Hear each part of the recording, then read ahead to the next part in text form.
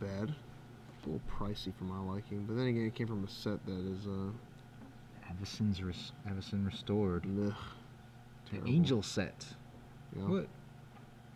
You just recalling the limited environment? Yeah, yeah. Draft was terrible for that format. It's if you really want to get, I think it was Ben Stark who rants about it as much as I did back in the day about how terrible Avacyn Restores was, and how great like Modern Masters was for limited.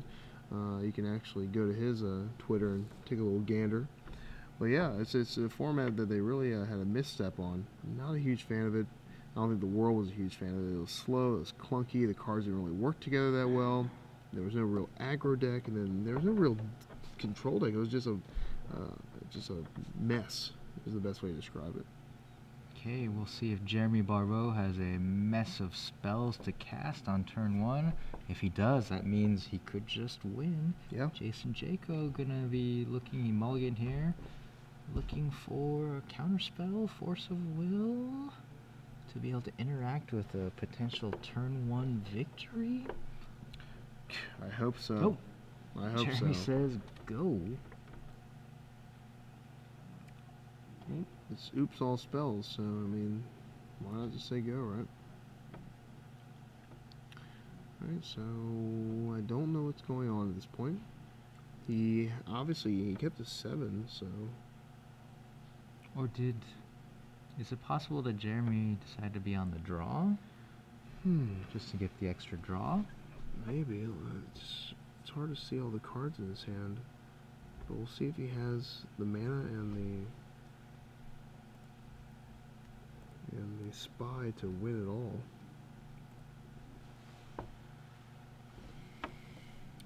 I don't know. We're just waiting. We're waiting to see what happens.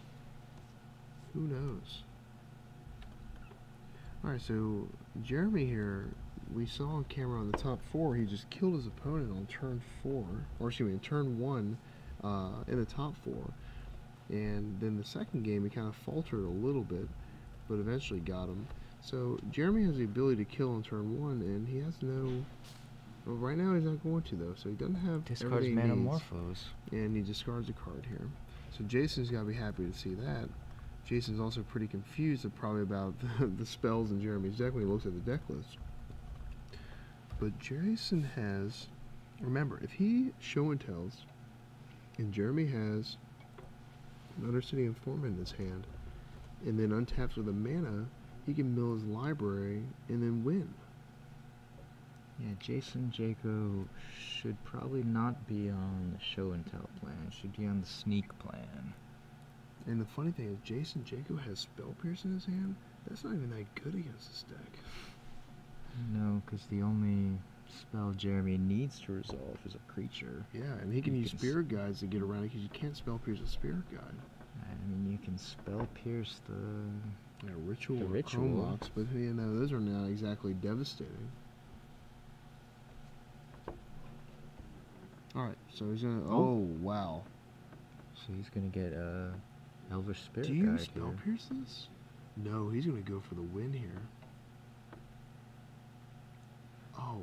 So now Jeremy Barbeau is committed if this resolves, and yeah, he's picked up his library, it resolves. What a dangerous play. He gets the Wild Cantor. He's committed to having to win because otherwise the triggered ability on his next upkeep from the Summoner's Pact will kill him. He's not going to be able to pay. Yeah, this is wild. Well, this is what this deck does. This is what Summoner's Pact is for. If you're not going to cast a spell, don't put it in your deck. Yeah, I mean, hey, go all in. Make it happen. Searches for a green creature. On his next turn, next upkeep, if he can't pay green 2, he loses the game. Certainly this deck really doesn't have stable mana base. It uses all its one-shot spell effects. Do you think that's too steep of a price to pay, losing the game when you don't cooperate with the card?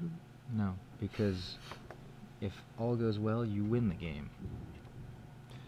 Elvish Spirit Guide, Simian Spirit Guide, cast a Wild Cantor. So here we go. We're going to go... Wild Cantor into Dark Ritual. Jaco's going to crack a fetch land. So the Wild Cantor there is designed, it makes a mana of any color. It's designed to cycle a red or a green from the Spirit Guides into black to be able to cast a Ritual and or just straight into one of his signature creatures. Yeah, definitely. So let's see if he does it. Spell Pierce. So he has nothing. Concedes. Okay.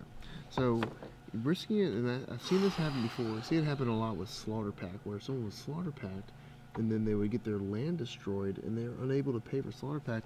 So Jason, now, like one of the judges walked by and mentioned, how does Jeremy win through a Force of Will? He didn't even need Force of Will, basically a Force Spike. Yeah. Ended his day. So let's come back to the booth here. And Ricky, do you have a question to give away some stuff here? Yes. Okay. Yeah. So we have a trivia question. If you know the answer to the question, respond, tweet at us at #SCGPremium, and we will give you a full year, 12 months, full year of StarCityGames.com Premium. My question is a simple one. Today we are covering the Legacy Open. Yeah. Yesterday we covered the Standard Open, and into today we had the top 4 of the Standard Open today. We crowned a champion here in Milwaukee. One player stood above 440 others. He did it with a green-red monsters deck, featuring 3 different creatures with monstrosity.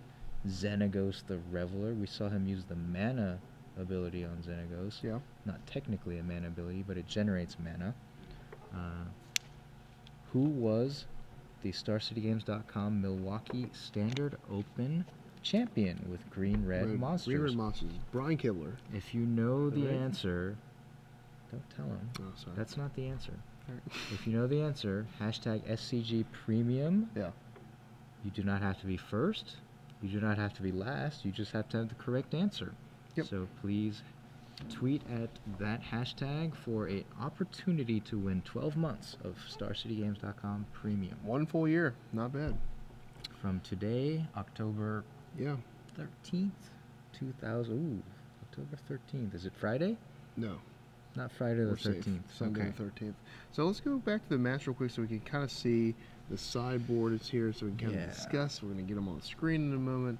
And we're going to look at Jason Jaco in his sideboard again. And you have Defense Grid. Doesn't do much. Blood Moon. No. Probably the worst card possible. Echoing Truth. No lands. Echoing Truth's not bad. It does something. You can, in response to a zombie, you could bounce Laboratory Maniac and then you die. That's kind of funny, right? Well, okay, let's then actually think about this. So Spell Pierce is good. You can counter things like the rituals. You can counter the Dread Return if they don't have enough mana to pay the 2. Red Elemental Blast. That kills both those things. But do you really want them going off with the combo and then trying to stop them? Now here's the thing. Red Elemental Blast kills Laboratory Maniac. Yeah. So is Lab That's what I'm saying. Do you really want them to go for it and Hang then on. Let's get wrecked there? I think that Jeremy's going to bring in the Goblin Charbelcher plan because it's too fragile otherwise. So I was thinking in response to the Azami draw ability, you Red Elemental Blast the Laboratory Maniac. Yeah. The Laboratory Maniac itself is a wizard. So in response to a Red Elemental Blast, you could tap itself to draw a card and still win. So that's a very interesting line that the deck has available to us. You can't Echo and Truth it, though. You can't Echo and Truth it. No, because you can tap in response. You need 2. So if you get 2 cards, you can just stop it. But so does he want to bring in Echo and Truth? No, not a chance. He's going to... Echo and Truth, could it be useful against Chrome boxes if Jeremy commits them early? Maybe. Repeal might be better than that, though, I think, right? He has the 1 repeal. Yeah. I don't think... Not really many good choices No, I don't think, but he didn't really need them, though. Jason's deck has counterspells in it. Yeah. I don't know. Jeremy must have been just dodging and weaving blue all day long. Dodging and weaving blue, or here's the other thing. He can easily take game 1s. Yeah. If his opponent doesn't know what he's on and doesn't keep a hand with a counterspell. Jason knew, he's seen the deck list, he knows what Jeremy's on, and could aggressively mulligan to something with a Force of Will or a Spell Pierce to defend himself. Yeah, definitely. So, I guess we'll see here. Yeah, and thank you to Michael Kohler at Mike_Kohler for pointing out that Spell Pierce is good against Dread Return. That's true. Also, we have a Turing-tested at Turing Tested pointed out the same thing. So you guys are heads up, keeping an eye on things. Thank you very much for watching, and thank you very much for pointing things out for us. We appreciate it. We do. I always enjoy getting the people involved in the conversation, the community, to get involved, you know? I want to hear what you guys have to say. We like to chat. Ricky and I obviously enjoy each other's company, but we also, you know, we're open to other people joining in and chatting with us. I've really enjoyed today. I've enjoyed the way you opened things up to Twitter, got people involved.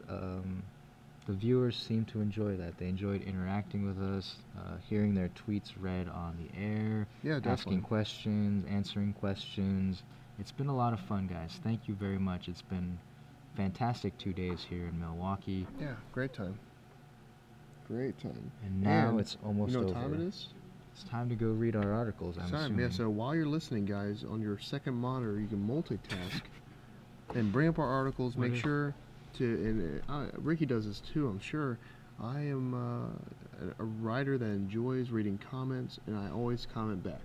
Yeah. I go back, and last article I had about 135 comments, because I went back and I commented back on all of them, because I really like not only the debate involved in the decisions I make and the card choices that I say are bad or good, and I always try to make the distinction. I don't sugarcoat. I don't go, that's an interesting card. Tell you Ashiok is unplayable in standard, and I'll give you the reasons why in the article. I'm not going to leave you hanging.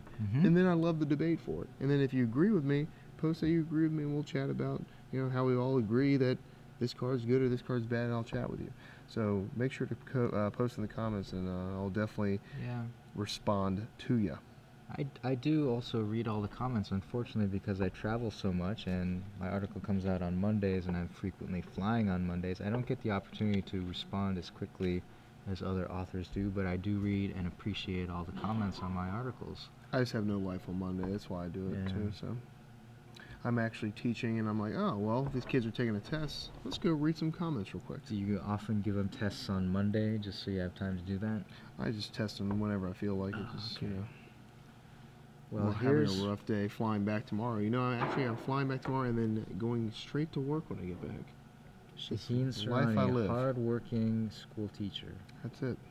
I'm going to go back and land at midnight tomorrow. Wow. Yeah, gonna go straight to bed. Yeah, I can imagine. All right, so Jason, watching his opponent mulligan. Fought all this way, Jeremy Barbeau. He's got that serious look on his face. It's sort of it's intimidating me from the booth here.